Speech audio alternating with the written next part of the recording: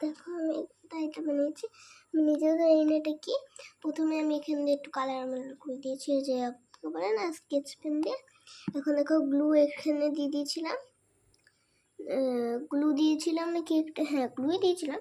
এবার একটা নীল কালারের সাথে এভাবে করে দিয়ে দিচ্ছি, তো এভাবে করেছি, এইটুকু হয়েছে।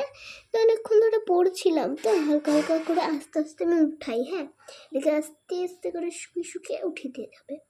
তো আমি উঠাই, তোমরা দেখো আমি উঠিয়ে নিচ্ছি। হ্যাঁ তো দেখো আমি এখান থেকে খুলে ফেলেছি, এটা আমার হাতে আছে, দেখতে পাচ্ছ না? এটা বেশি ভালো হয়েছে, এটা খুবই ভালো হয়েছে, আমার স্কুলের কপি।